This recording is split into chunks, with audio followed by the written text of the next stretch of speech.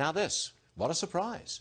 There is, in fact, a bipartisan plan to reopen the country. I'm astonished. Bipartisan? You got to tell me the bullet points on this one, Ash.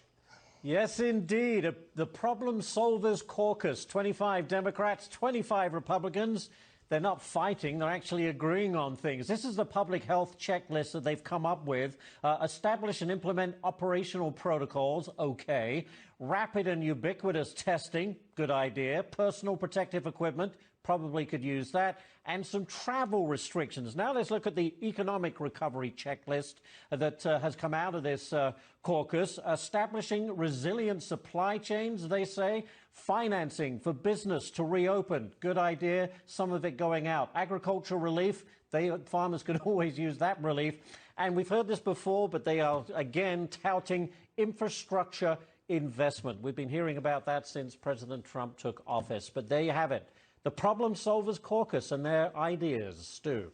Okay, it's a pretty comprehensive plan, I got to say that, and it is bipartisan. All right, good stuff. So why don't we bring in a Democrat and a Republican who are backing this plan? We do indeed have two lawmakers who are backing. It's a back-to-work plan. Congressman Lloyd Smucker, he's a Republican from Pennsylvania. He joins us. He's on the screen right now. And Congressman Dean Phillips, he's a Democrat. He's from Minnesota. He joins us on the phone. First of all, to you, Congressman Smucker, this is it's a comprehensive plan, but it's jumping through hoops. I mean, you're not going to get many people back to work with all these restrictions still in place.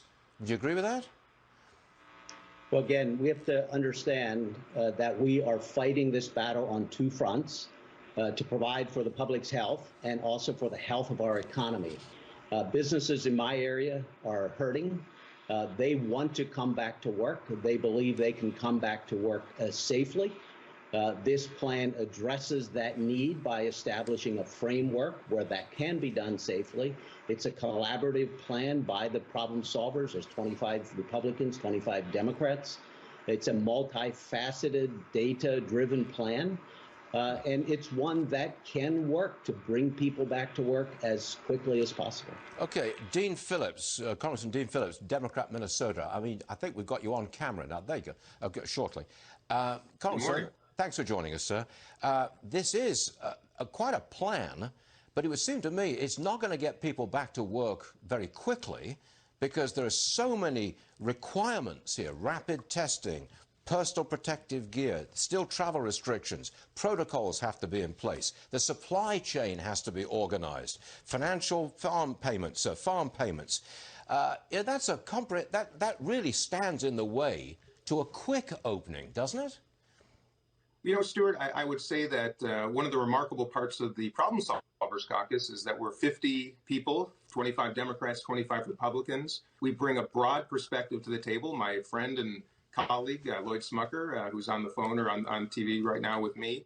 We're both business people. We understand that intersection between safety and speed.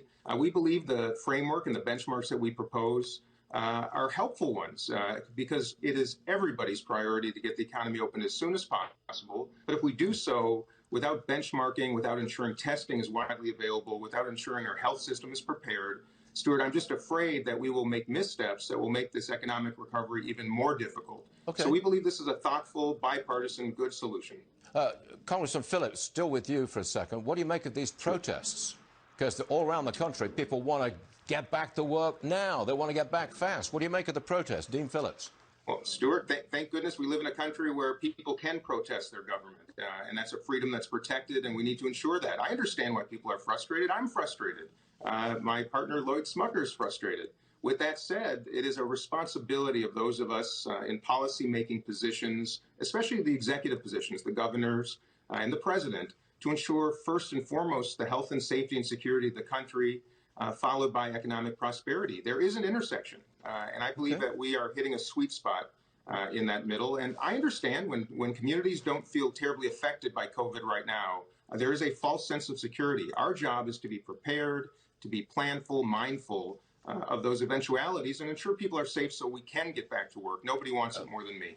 Congressman Smucker, you're a Republican from Pennsylvania, but we just noted and reported a few minutes ago that, in fact, Pennsylvania has extended the restrictions. They're not going back to work anytime soon. Pennsylvania, the governor here has extended the restrictions to March 8th. We had a protest on the steps of the Capitol in Harrisburg just yesterday. I have talked to many business owners throughout the district and completely understand the frustration. I think our governor, while he's working to protect lives, has made some missteps along the way in terms of the businesses that have been shut down. I think immediately we could open up construction like we see in most other states across the Commonwealth. And we do need, and I hope we get to this, we do need a plan where we gradually open. We know that businesses are going to be impacted. We know that we can't open everything immediately, but we can begin to take steps. Here in Pennsylvania, we have seen a leveling off and now a dropping off of the cases. Even if you follow the president's plan, we look like within a week and a half, we can begin to open up businesses. Okay. So businesses are frustrated. The PPP plan has worked for many businesses to keep them open, to bring back employees, but they're ready to get back to work. They understand that they will need to make some changes, that they will need to protect their employees, but they want to get back to work. It's important that we have a blueprint like this that sets the stage and really provides a checklist for what we can do. I'm coming up on a real hard break here, and I've got to break away. But Congressman Smucker and Phillips, both of you, thank you very much for joining us. Much obliged to you, both of you. How about that? Bipartisan. Something new on this show, I might add.